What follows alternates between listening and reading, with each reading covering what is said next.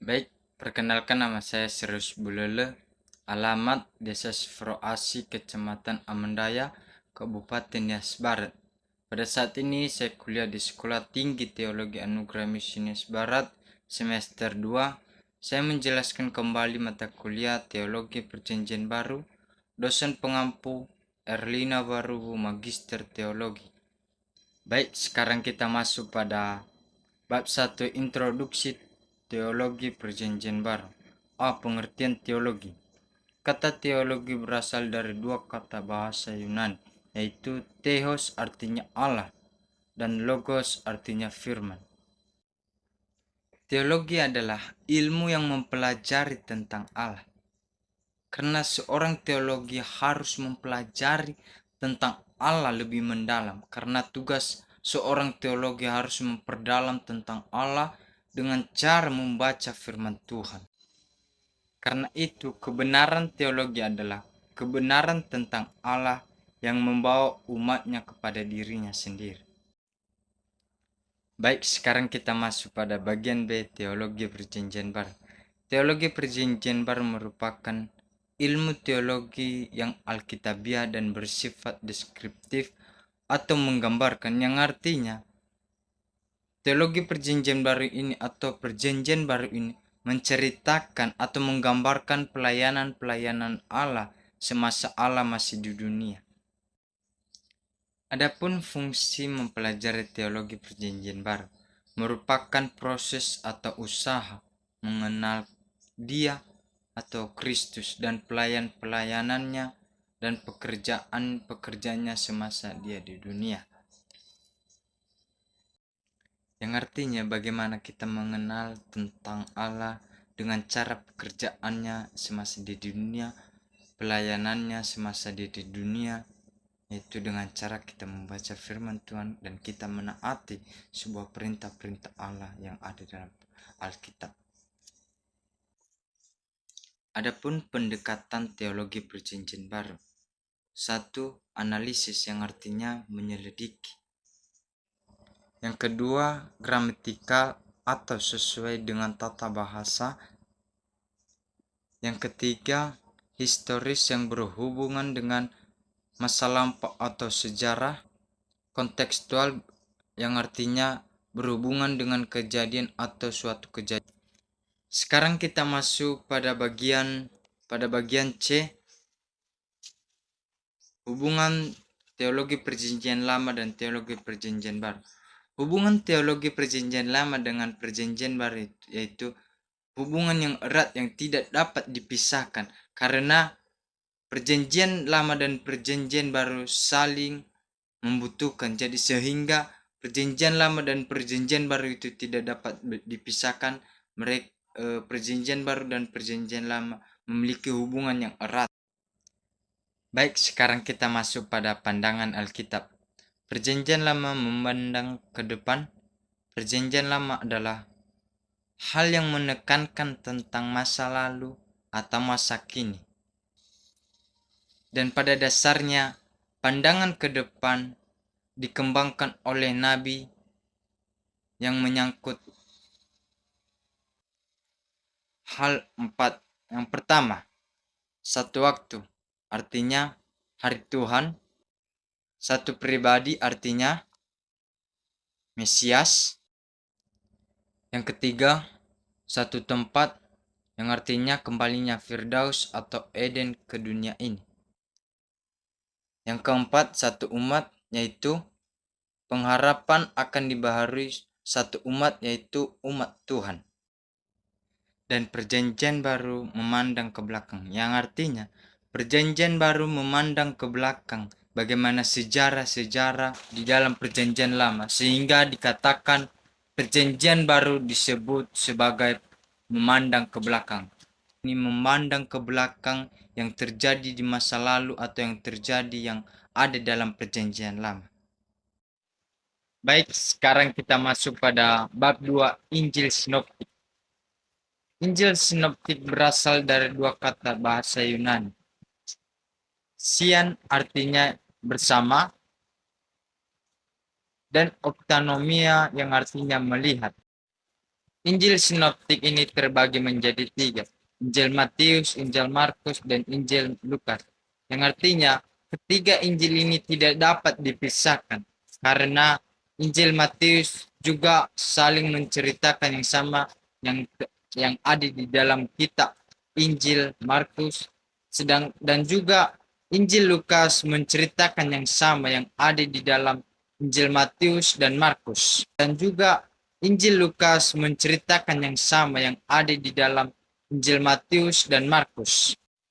Sehingga ketiga Injil ini tidak dapat dipisahkan.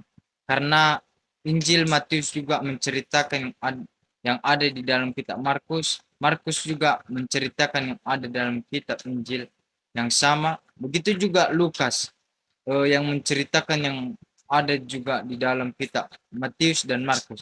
Sehingga ketiga Injil ini disebut sebagai Injil sinoptik. 90% isi Injil Markus terdapat dalam Injil Matius, 50% isi Injil Markus terdapat dalam Injil Lukas.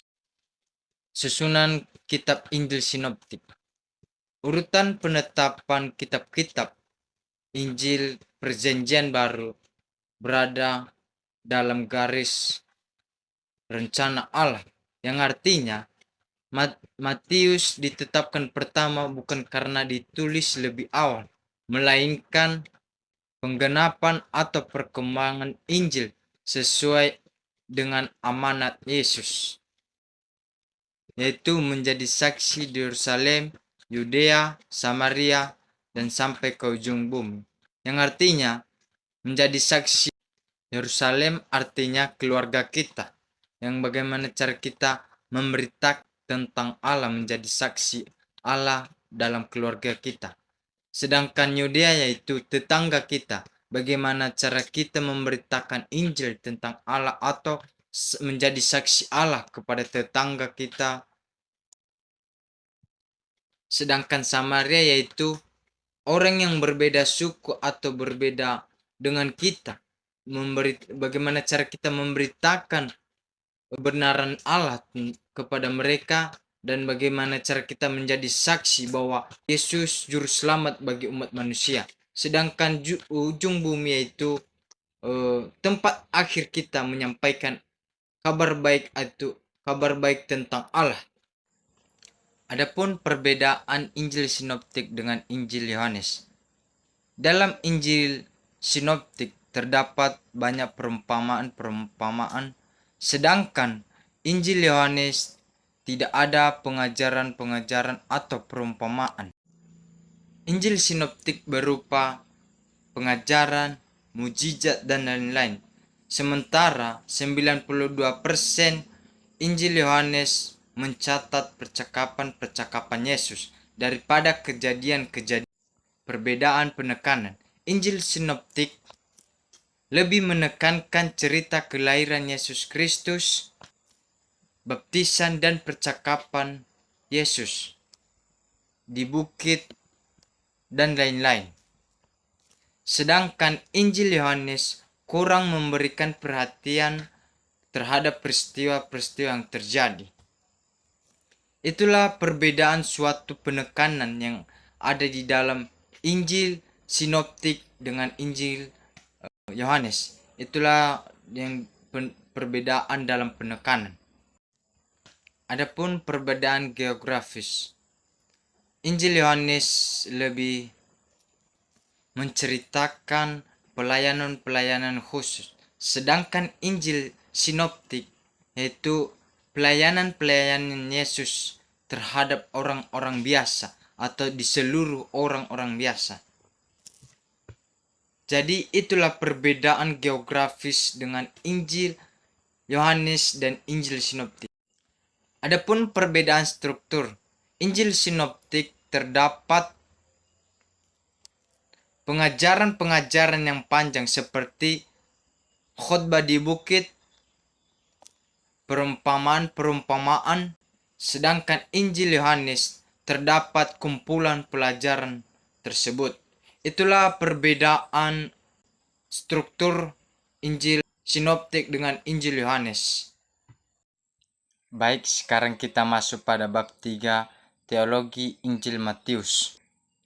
Penulis Matius sendiri juga disebut Lewi. Lewi adalah orang-orang yang berasal dari suku Lewi. Semula adalah pemungut cukai. Pemungut cukai adalah orang yang menagih pajak yang berlebihan kepada masyarakat. Tema adalah Yesus adalah Raja Mesianis. Kata kunci kerajaan. Tahun penulisan 60-an, ditulis untuk orang percaya Yahudi. Latar belakang Injil Matius. Latar belakang Yahudi. Dari Injil ini tampak banyak hal, termaksud 1. Ketergantungan pada pernyataan. 2. Hal menurut garis silsilah Yesus. 3. Pernyataan yang berulang-ulang bahwa Yesus anak Daud. 4. Penggunaan istilah yang khas Yahudi seperti kerajaan sorga yang searti dengan kerajaan Allah. Bagian A, untuk memberikan pada sidang pembacanya kisah seorang saksi mata mengenai kehidupan Yesus.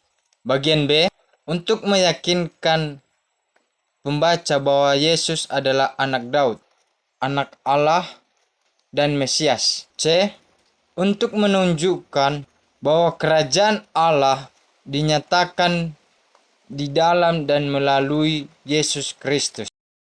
Bagian E, petunjuknya kepada berbagai kebiasaan Yahudi. Adapun berbagai muatan teologis. 1. Allah. Bagian A, Allah itu hidup. Yang artinya saudara-saudara, Allah itu hidup. Allah itu yang maha kuasa. Allah itu yang bertata dalam kehidupan kita. Jadi saudara-saudara yang terkasih, Allah itu adalah Allah yang hidup bagi umat semua manusia. Bagian B, Allah bekerja menurut rencana. Yang artinya Allah bekerja menurut rencana. Allah itu mengerjakan segala sesuatu semasa dia di dunia. Setiap yang dikerjakannya itu adalah suatu rencana Allah bagi Yesus. Bagian C, Allah sebagai Bapa. Yang artinya saudara, Allah sebagai Bapa bagi semua umat manusia, karena Allah itu sebagai Bapa kita yang ada di atas sorga. Bagian D, Allah Maha Adil. Yang artinya saudara-saudara yang terkasih, Allah itu Maha Adil bagi seluruh manusia, karena Allah itu mengadili dengan adil. Bukan saudara, Allah itu yang Maha Adil bagi semua manusia. Bagian kedua, Kristologi. Kristologi adalah doktrin yang mengajarkan tentang Kristus, atau ekskatologi, doktrin ajaran akhir zaman. Bagian A, ajaran Yesus Kristus dalam Injil Matius. Contohnya, khotbah di bukit, pengutusan 12 murid, perumpamaan tentang kerajaan Allah, kehidupan komunitas Kristen, kedatangan Kristus yang kedua. Bagian B, person Yesus Kristus, yang artinya person Yesus Kristus yang menceritakan kepribadian Yesus Kristus kepada murid-muridnya dan kepada seluruh umat manusia yang ada di dunia. Contohnya 1. Silsilah Yesus Kristus. 2. Kelahiran Yesus Kristus. 3. Kisah tentang orang Majus. 4. Pelayanan atau mujizat Tuhan Yesus yang pernah terjadi di semasa dia di dunia atau melakukan pelayanan. 5. Pernyataan diri Yesus Kristus kepada ke-12 murid Yesus Kristus dan kepada seluruh umat manusia. 6. Kisah kematian dan kebangkitan Yesus. 7. Amanat agung. Bagian C, Yesus sebagai Mesias. Yesus sebagai Mesias adalah anak Allah yang diutus Allah untuk ke dunia untuk menebus dosa-dosa umat manusia, seperti untuk dosa-dosa saya dan dosa-dosa saudara. Itulah sebabnya anak Allah datang ke dunia, dinamai sebagai Mesias untuk menebus dosa-dosa umat manusia yang ada di dunia. Ya, bagian D, Mesias sebagai anak Daud. Yang artinya saudara, Mesias sebagai anak Daud karena Yesus Kristus lahir dari keturunan bangsa atau keturunan orang-orang Daud, sehingga Yesus dikatakan sebagai Mesias anak Daud. Karena Yusuf berasal dari orang-orang Daud, sehingga dikatakan Mesias sebagai anak Daud. Bagian E, Yesus sebagai anak manusia. Yang artinya saudara-saudara, Yesus sebagai anak manusia karena Yesus lahir dari manusia, yaitu Bunda Maria yang tidak mempunyai dosa, yang tidak bercela, tidak melakukan hal yang tidak berkenan kepada Allah, sehingga Roh Kudus mengaruniakannya kepada Maria untuk melahirkan anak Allah, sehingga Yesus dilahirkan ke dunia untuk menebus dosa-dosa manusia, sehingga itulah dikatakan Yesus sebagai anak manusia.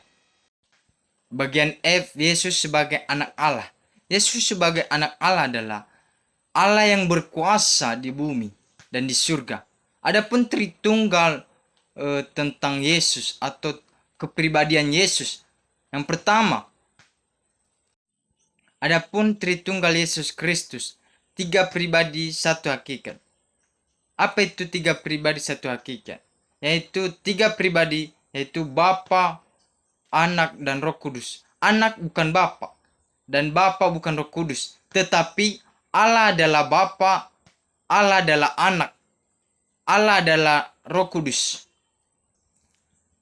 Karena Allah adalah Allah yang disembah, Allah yang dipuji, Allah yang dihormati, Allah Sang Pencipta, dan Allah yang ditinggikan,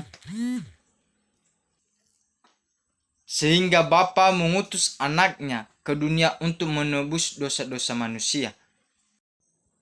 Bagian G, Yesus adalah Tuhan. Yang artinya saudara-saudara yang terkasih, Yesus adalah Tuhan. Tuhan kita yang disembah, dipuji, yang dipermuliakan. Karena Yesus adalah Tuhan yang sanggup menebus dosa-dosa umat manusia di atas kayu salib. Itulah sebabnya Tuhan kita harus kita puji, kita sembah, dan kita hormati karena Yesus yang dapat menebus dosa-dosa kita di atas kayu salib. Bagian ketiga, pneumatologi. Bagian A, roh yang memberi hidup. Yang artinya saudara-saudara yang terkasih, roh yang memberi hidup bagi kita semua umat manusia. Dan bagian B, membaptis dengan Roh Kudus. Membaptis dengan Roh Kudus seperti Yesus dibaptis untuk suatu tanda pertobatan atau untuk menggenapi suatu rencana Allah bagi umat manusia. Bagian C, menghujat Roh Kudus. Pelayanan Yesus ketika ia mengusir setan melalui Roh Kudus dengan bagian C, menghujat Roh Kudus. Yang artinya pelayanan Yesus ketika ia mengusir setan melalui dengan kuasa Roh Allah. Maka sesungguhnya kerajaan Allah sudah dekat padamu. Dan bagian D, Roh Kudus sebagai penolong. Yang artinya saudara-saudara yang terkasih, Roh Kudus sebagai penolong bagi umat manusia atau bagi kehidupan kita di setiap ada masalah. Roh Kudus selalu memimpin atau menolong kesulitan kita dalam menghadapi masalah. Roh Kudus yang membukakan jalan yang terbaik bagi kita. Itulah sebabnya Roh Kudus disebut sebagai penolong. Dan keempat, ekskatologi yang artinya doktrin yang menceritakan tentang ajaran gereja. Artinya doktrin atau yang menceritakan suatu tentang gereja atau suatu pengajaran suatu pengajaran yang ada dalam suatu gereja. Itulah disebut sebagai ekskatologi, adalah doktrin yang menceritakan tentang gereja. Baik, demikian hasil pemaparan saya dalam teologi perjanjian baru. Jika ada kekurangan atau kesalahan dalam penyampaian atau menjelaskan tentang teologi perjanjian baru ini, mohon dimaklumi dan mohon dimaafkan jika banyak kesalahan dan kekurangan saya dalam menyampaikan materi. Demikian, Shalom.